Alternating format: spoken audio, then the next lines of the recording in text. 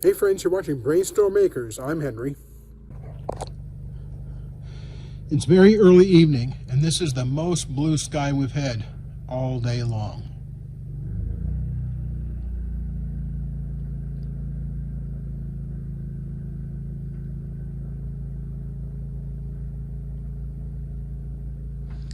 Well, we've had plenty of wind going on. There's one problem, however.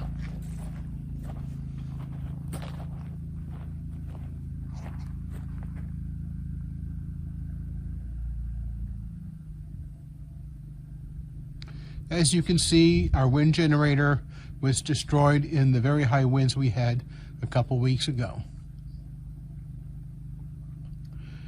In order to replace it, I have to get up there and check to see if the top part of the pole mount is still okay.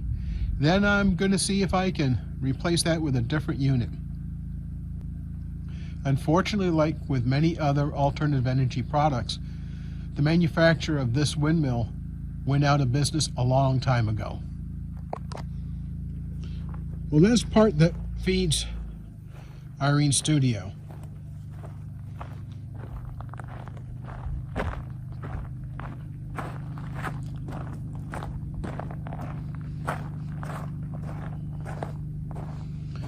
I've set up her studio with its own set of solar panels, plus the wind generator, and an inverter.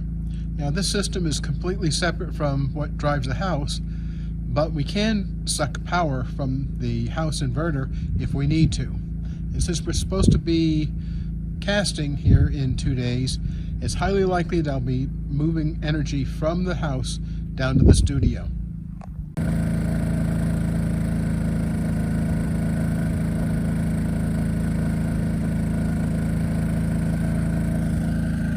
A lot of people ask me about how we manage power on our homestead. It's pretty simple and pretty complex all at the same time. We have 3 sets of solar panels that I put in place, I think about 12 to 15 years ago. Started with 1 set of panels, then 2 sets of panels, and now 3 sets of panels, plus Irene set down by the studio. In the utility building, I have 2 inverters. I've changed the batteries here from 12 volts to 48 volts because that's a more efficient system and it doesn't overheat cables very easily.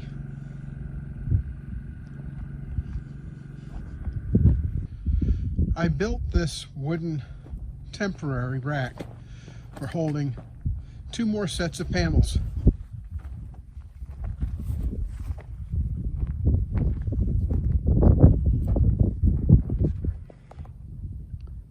These panels are intended to supply additional energy to the house system, and it does pretty well.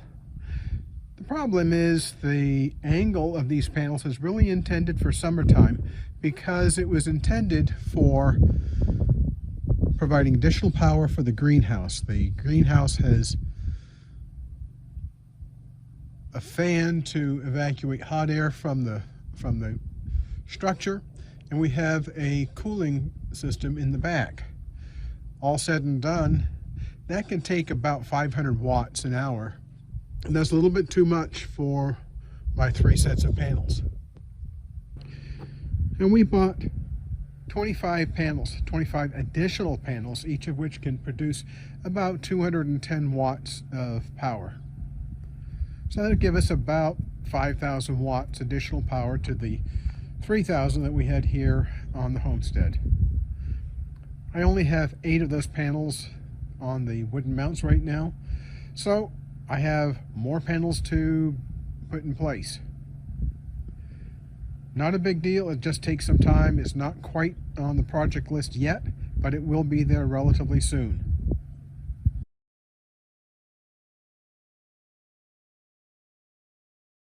Hey guys, okay, all of the flasks are invested. They are now sitting, and they have to sit for 2 hours as a minimum. So this afternoon sometime I will take these, let's see, here's one. I'll take the blue tape off around the tops, and I'll make sure that there's no investment sticking up above the metal. and I will mark them, get them completely ready. I'll pull these rubber bases off, and then I will make sure, the only thing I have left to do now is I have to check the water level in here. You can see it's got wax on it, and what it does is it melts out the wax, and the wax falls into this container. And I can actually peel off the wax that's sitting on the surface here, like this. I do not reuse this. They say you can, but you'd have to make sure there were no lumps and bumps and other impurities in it, otherwise you could mess up all the work that you've done in terms of creating your molds and all that kind of stuff. So I don't do that. I do, this is an expendable thing. I have burned it before in the burn barrel. It smells bad. So I don't see a reason to do that. I need to add another inch of water to this, and then it will be ready to go tomorrow morning. So, yeah, I think that's it for me. I'm running out of battery, and it is time for lunch. So, I'll be working this afternoon, too. I'll be doing this stuff, and I'm going to be making pins, and I'm going to be sharpening fibulas, which I've already shown you how I do that. Behind me, you can see what looks to be a really complicated installation. But really, it's conceptually very simple. Each of these inverters have all of the wiring replicated. So if you look, this inverter up here is wired exactly the same as this inverter here and this inverter down here. Now that's pretty simple, but there's a lot of connections. I want to talk about other ways of having power at your place, wherever it might be. You know, when people talk to me about wanting to go off-grid, they really don't appreciate how much it's going to cost and how much effort it takes to be producing all of your own electricity all of the time. The power grid is an amazing thing. It's effective, it's inexpensive, and it's very, very reliable as a general rule. Of course, you do have outages from time to time. Sometimes there's too much draw on the system, so the grid starts shutting down pieces of the power distribution system. Sometimes the operator, that's a PG&E or APS or any one of the other regional electric companies, will start shutting down parts of their grid in order to manage the power demand that they're having to supply. Well, with an off-grid system, it's the same deal. Do you want to go off-grid? Unless you have to, I don't encourage it. It's expensive, very expensive. Now, this system that's behind me cost in components just a tad under $20,000. About half of that's in batteries, and the other half is in all this electrical stuff behind me. Every time you increase electrical demand in a solar system that's off-grid, you have to start thinking about, do I need another inverter? Do I need more batteries? Because batteries turn into the number of hours that you can run your electric system. We live in a very, very sun-rich environment. Our area has a huge amount of solar power that strikes our outside panels, but not every place is like that. When we lived in Massachusetts, the part of Massachusetts that we lived in had gray skies for a substantial portion of the wintertime. Those gray skies means less power generation from the photovoltaic cells. So let's take a look at some alternatives, and we'll talk about the different kinds of systems that you could have. First, a grid-tied system. Now, what do I mean by grid-tied? A grid-tied system simply means that your system is connected to the electrical utility, your local electric company. That's really good because it saves from having to develop a system that can handle the great amount of power that you might need at one time. Now, if you use a grid-tied system, you could just use a grid-tied inverter and converter with photocells, PV panels, or you could just use batteries to store power from the grid and then use that later on. So you could use it like a UPS system.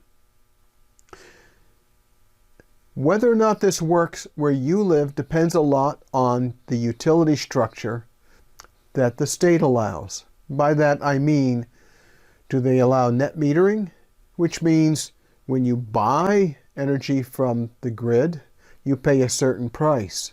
But then when you have more than what you actually need, you can sell energy back. And that's how a lot of companies offer to come in and install solar panels on your roof at little or no cost to you. Because what they're doing is they're selling back the energy to the grid. Now, some places you can't do that because you're only allowed to buy electricity, and then you can only sell as much as you've already bought. So you really need to understand those factors when you're considering a grid-tied system. So again, you can have solar panels or no solar panels, batteries or no batteries. The mix depends upon what you need. My recommendation for most people is to use a grid-tied system. That means they can scale back the number of solar panels they need, the amount of battery storage they need, and the inverters, converters, and all those things that make the system work. That's really, really important because when you start looking at a typical home in the US, the typical home is using about 1,000 kilowatt hours of electricity per month. That's about 30 kilowatt hours per day. That's an awful lot of power.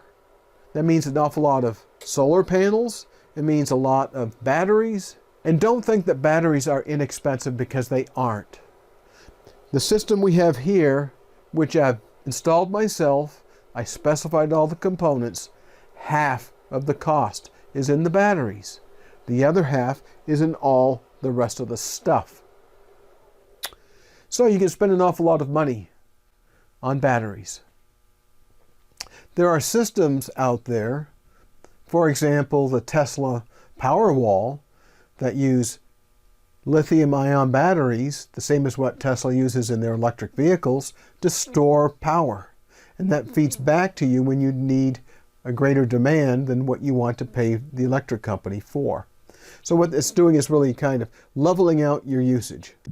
And we have more than one generator on our homestead.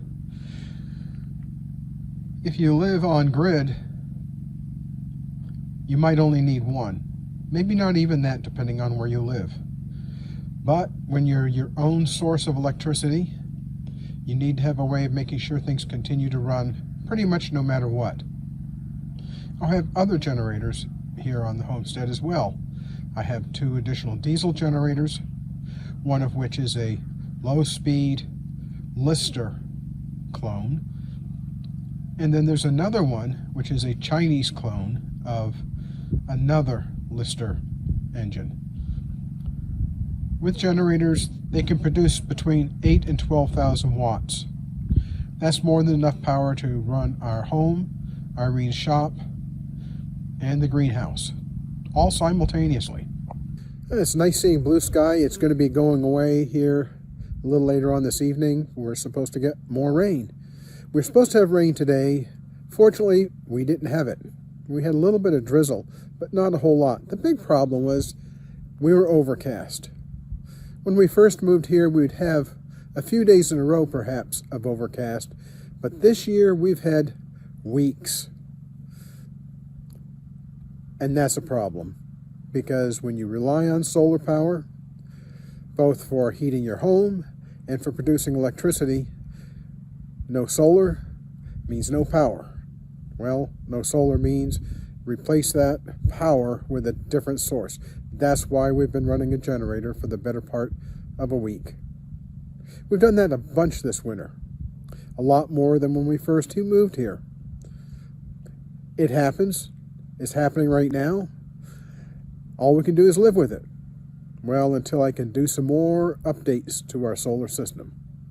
Well, thanks for watching. Don't forget to hit like, subscribe, and ring the bell for notifications, because we got a lot more stuff going on. Tomorrow we take Rufus to a vet appointment, and that'll be an all-day event.